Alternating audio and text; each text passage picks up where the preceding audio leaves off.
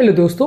हम सभी ये जानते हैं कि स्मोकिंग करने से लंग्स डैमेज होता है, लेकिन अक्सर लोग इस तरह की बातें करते हैं कि मुझे स्मोकिंग छोड़े हुए 3 हफ्ते का टाइम हो गया, अभी तक मेरी खांसी नहीं गई, अभी तक मेरा इन्फेक्शन नहीं गया, मेरा कैंसर का रिस्क कम नहीं हुआ। ये सारी चीज़ें लोग सोचते हैं और इस तरह की बातें करते हैं।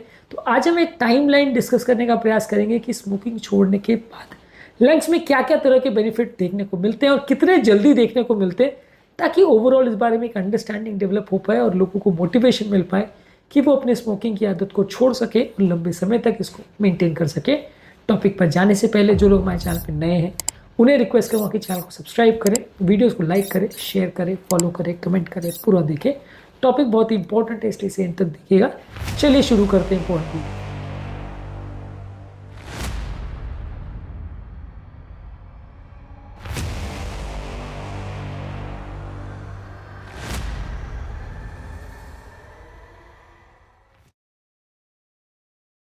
सबसे पहला, अगर आप स्मोकिंग छोड़ते हैं तो कुछ हफ्तों में या महीनों में शॉर्ट टर्म में आपको क्या इफेक्ट्स देखने को मिलते हैं। सबसे पहला, आपका ब्लड का कार्बन मोनोऑक्साइड लेवल जो कि स्मोकर्स में ज़्यादा होता है वो ड्रॉप करता है। ये चेंज आपको कुछ ही हफ्तों में देखने को मिल जाएगा।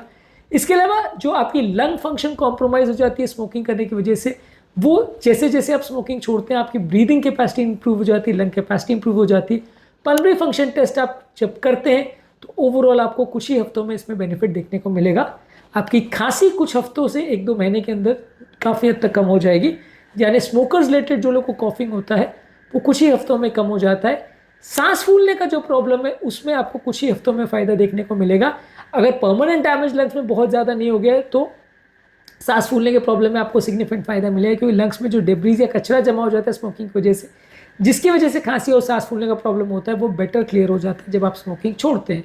इसके अलावा लंग्स में जो होने वाले बार बार इन्फेक्शंस हैं वो कंपेरेटिवली कम हो जाते हैं और ब्रोंकाइटिस और निमोनिया के चांसेस कुछ ही हफ्तों में कम हो जाते हैं और नॉन स्मोकर लेवल्स पर आने लगते हैं। यानी ये इफेक्ट शॉर्ट टर्म में देखने को मिलता है।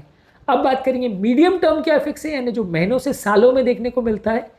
इसका बेसिकली आप इसी को एक कंटिन्यूड फॉर्म में मान सकते हैं, क्योंकि ये सारे जो बेनिफिट्स हमने बात करी यही धीरे धीरे करके कंटिन्यू होते रहते हैं। यानी आपकी ओवरऑल फिजिकल एक्टिविटी बेटर हो जाती है, आपकी सांस की तकलीफ कम हो जाती है, खांसी कम हो जाती है, इन्फेक्शन का रिस्क कम हो जाता है। ओवरऑल जिनको एस्थमा या क्रॉनिक ब्रोंकाइटिस लंग की वजह से हुआ था उसमें सिग्निफिकेंट फायदा देखने को मिलता है। लंग्स में मौजूद क्रॉनिक इन्फ्लेमेशन कम हो जाता है, लंग्स का सर्कुलेशन बेटर हो जाता है, लंग्स में जो क्लॉटिंग की टेंडेंसी हो जाती है या ओवरऑल ब्लड में क्लॉटिंग की टेंडेंसी बढ़ जाती है स्मोकर्स में, वो भी कम हो जाती है। ये लेकिन डिफरेंस कुछ महीनों से कुछ सालों में देखने को मिलता है, तुरंत नहीं देखने को मिलेगा। अब लास्ट में बात करेंगे लॉन्ग टर्म बेनिफिट्स क्या है। कैंसर के रिस्क को 50% लेवल पर आने में 10 साल लगते हैं, यानी कि स्मोकर और नॉन स्मोकर के बीच में जो लेवल है उसमें 50% रिडक्शन देखने में आपको 10 साल का टाइम लगेगा। तो बहुत ज़्यादा टाइम है जिसमें आपको इंप्रूवमेंट देखने को मिलेगा, तुरंत नहीं होगा। तो इसलिए आज आपने अगर स्मोकिंग बंद करी तो आपका कैंसर का रिस्क तुरंत ड्रॉप नहीं हो जाएगा, थोड़ा ज़रूर होगा, लेकिन उसको 50% लेवल में भी आने में 8-10 साल लगेंगे। इसके अलावा क्रॉनिक ऑब्स्ट्रक्टिव एयरवे डिजीज़ के लेवल्स को भी कम होने में, उसके प्रोग्रेशन को कम होने में भी कई साल लगते हैं।